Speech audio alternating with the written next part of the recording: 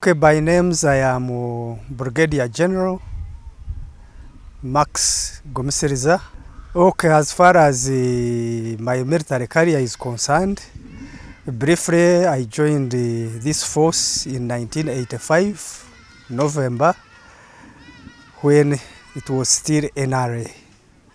And I have served NRA since then. By that time, joining was not looking for a job, but for safety. It's the situation that prompted me to join the National Resistance Army, the political situation by then. So I joined as a freedom fighter, not as a career.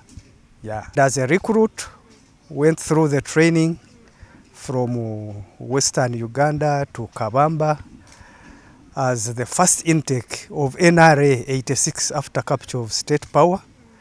I was among the first trainees or recruits of NRA. On completion of recruit training, I was selected to attend political education course at Entebbe, of which I attended successfully. And on completion, we were deployed as a rifleman, of course, a private in 69 Battalion, which was commanded by then Major, I think, Francis Pipino. And our first deployment was in Marera, Kumi district by then. And my experience by that time was the engagement with the Karamajongo warriors. As new soldiers, of course, we were still not conversant with the drills of military tactics, but under the good command and control of our leaders by then, we managed to fight those warriors and recover about 200 heads of cattle, and this which was not expected of us as new soldiers. And I am proud of that we made it to fight with the Karamojong and defeat them, and even recover cows that were returned to civilians. That was around 87.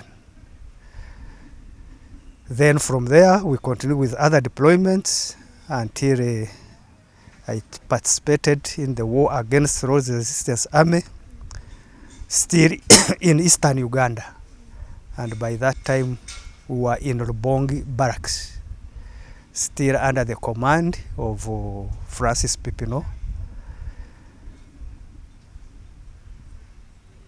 Is Commander Francis Pipino alive? He must have died. Yeah. So that's my experience as a real soldier, private. I became an escort to who is now our ambassador in Somalia, Major General Nathan Mugisha, still in that unit. He was our adjutant. Became an escort to late Kerimu Rujogo, who was my OC. Yeah, that's part of my experience as an infantry soldier in 69 Battalion. Then from 69 Battalion, I think from 69 Battalion, we proceeded up to Soroti, got some promotions from corporal to sergeant, leading me to 1989, a milestone in my life for a reason. That's when I was selected to attend cadet course in Jinja. The course I attended and passed successfully. Then I became a commissioned officer. That was a big milestone, from a military rank to a commission rank. Threats, of course, instability in the country, political harassment of opponents by the government by then, roadblocks along the main high routes whereby you had even to pay money, whether you are a student going to school. You cannot pass a roadblock without showing your identity card, but the identity card must be accompanied by some little money. If not, you can stay on the roadblock for 3 days or even more. So that was the situation. And the economic hardships by then. You may not understand the situation because I can see you are young, but the economic situation by then, by that time, the hardships could influence one to join the liberators, who are led by our commander-in-chief, now His Excellency General Yoweri Kaguta Museveni. For us who joined 85, we never had a lot of hardships in getting food because it was just a few months that the NRM captured state power and they started providing like a government. So it was the NRA by that time that provides food. But those before capture of state power, troops used to solicit for food. Volunteers, the civilians, would give NRA food, and that was it, whether little or big. But that's the history for me that I never medical. Drugs were very few in 86 because I remember I felt sick. We had to resort to using herbs. My friends had to go to the bush to look for herbs because getting drugs was a tug of war. The government was not yet stable. So some traditional way of healing oneself was very key. Yeah. Then was a big problem. That's why we used to walk so many kilometers on foot as we conduct our operations, which is not the issue today. Transport is available in all modes. Let it be air, water, land. We have transport. As opposed to 86, 87, 80, almost up to 89, 90. Transport was a tug of war. But that's now history. Yeah? On foot, you'd be lucky to have a shoe when you are a recruit. Shoes were for commanders, not for recruits. And by that time, uniform did not matter. There was a different, a civilian shoe or slipper. It won't matter because the focus was to fight hard to win the war. Yeah. So some ammunition to fight with and some drugs to cater for your health. That was all. Yeah.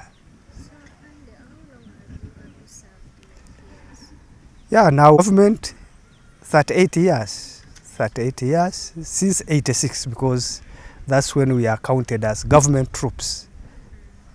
Then plus a few months of 85, so that makes it 38 years.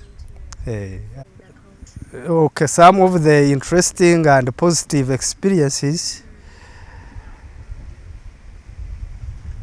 I participated in this force after commissioning as a political commissar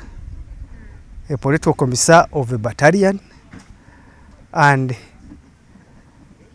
my commander would give me opportunity to talk to the civilians, to convince them of the aims of our revolutions. That was very key to me, to be given a civilian audience to talk to in our operations. Is that okay? Yeah, that was very important to me, being a political commissar of a unit, to talk to soldiers, to advise them, to encourage them, and even an opportunity to talk to civilians so that they support our revolution. That was very key.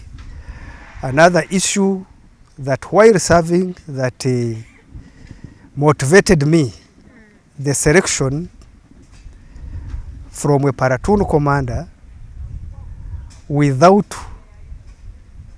a lot of education to serve in Uganda Revenue Authority as an assistant revenue officer,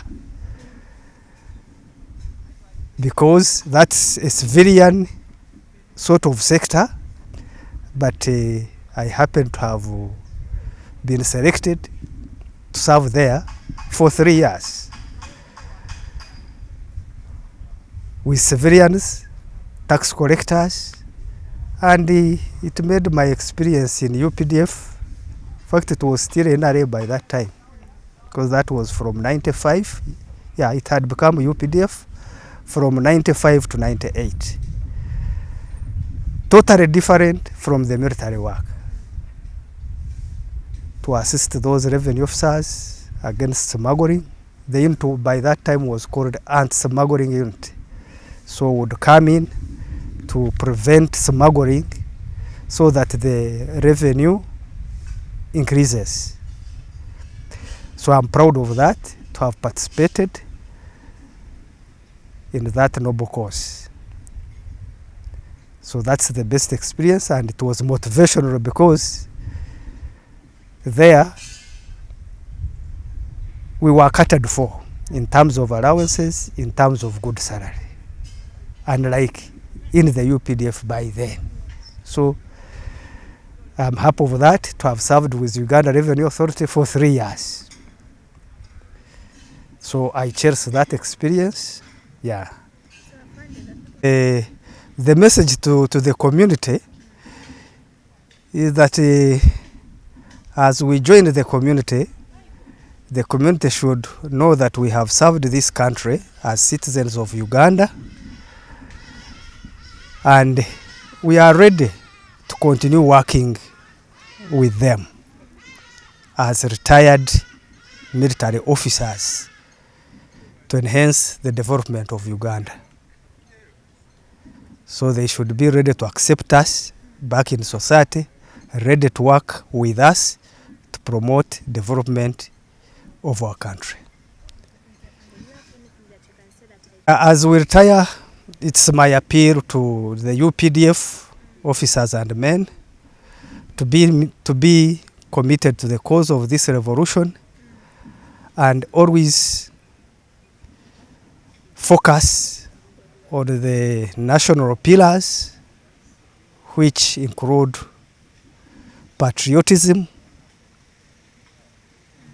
Pan-Africanism, socio-economic transformation, and democracy. As the commanding officer has been directing us towards that direction. Yeah. Welcome.